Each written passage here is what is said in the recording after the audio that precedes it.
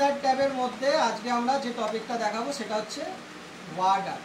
ঠিক আছে, word art mainly কাজে ইউজ হয়ে থাকে আমাদের স্কুল কলেজ বা অফিসের যে প্রজেক্টগুলো থাকে ফ্রন্ট পেজের, সেই ফ্রন্ট পেজের ডিজাইন করার জন্য আমরা ওয়ার্ড আর্টটাকে ইউজ করতে থাকি, তাই তো।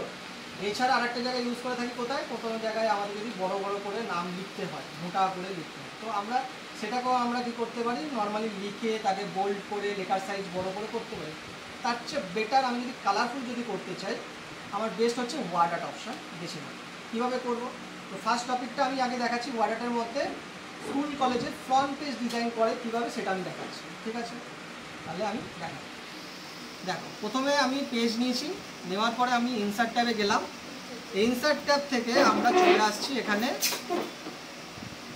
এই যে ওয়ার্ড আর্ট, এই ওয়ার্ড আর্টটা নিলাম এবং এই ওয়ার্ড আর্ট থেকে আমরা দেখো এখানে যে ফ্রন্ট পেজের ডিজাইনটা করবো এটা হচ্ছে ওয়ার্ড আর্ট। এই যে আর্টস টাইপের ডিজাইনটা দেখছি এটা নিতে পারি, এছাড়াও আমরা এটা নিতে পারি। ঠিক আছে, বাট আমি এই আর্টসটা নিলাম। নেওয়ার পরে এখানে যে স্কুল বা কলেজের নাম বা যে সংস্থার নাম সেই নামটা এখানে টাইপ করতে হবে। তো আমি টাইপ করছি এখানে।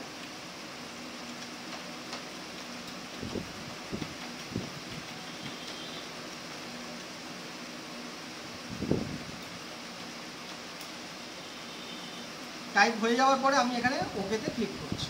তো দেখো, আমি ওকেতে ক্লিক করার সাথে সাথে লেখাটা চলে এসেছে, বাট পুরোটা কিন্তু আর্টসের মতো হয়নি। যে আমি লেখাটা আমি এরকম পুরো আর্টসের মতো চাইছি সেটা কিন্তু হয়নি। তাহলে কী করবো, এই লেখাটার চারপাশে একটা বক্স তৈরি হয়েছে, এটাকে বলি আমরা অ্যাঙ্কার পয়েন্ট।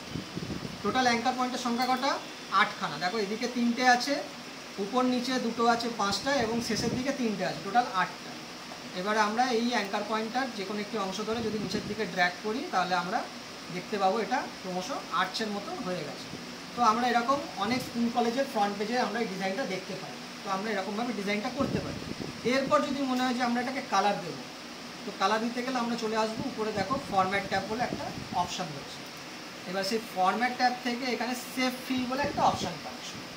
এবার সেভ ফিল থেকে তুমি তোমার পছন্দ মতো একটা কালার দিয়ে দিবে। কালার হয়ে যাওয়ার পরে দেখো এখানে তোমার সামনে ফ্রন্ট পেজটা ডিজাইনটা রেডি হয়ে যাবে। এটা গেল তোমার নর্মালি একটা ফ্রন্ট পেজের ডিজাইন। আর যদি মনে করি আমরা ইনসার্ট ট্যাব থেকে নর্মালি একটা ওয়ার্ড আর্টের যে কোনো একটা কালার ভেরিয়েশন নিয়ে নিচ্ছি। ধরো আমি এরকম নিচ্ছি বা এরকম নিচ্ছি, ধরো আমি এরকম নিলাম, নিয়ে আমি এখানে সেটা নাম বা কোনো সংস্থার নাম লিখছি। ধরো আমি লিখলাম স্কুল বলে। তো লেখার পরে আমি যদি এটাকে ওকে করি, দেখো এখানে লেখাটা চলে এসেছে। এবার আমি এটাকে যদি অ্যাঙ্কার পয়েন্টটাকে যদি একটুখানি টেনে বড় করি, তো আমরা এটা বড় করছি। তো আমার এই ধরনের যদি কিছু ডিজাইন করতে হয় ফ্রন্ট পেজে, তাহলে আমরা করতে পারি। তাহলে এটা হলো আমার ইনসার্ট ট্যাব থেকে তোমার ওয়ার্ড আর্ট। ক্লিয়ার?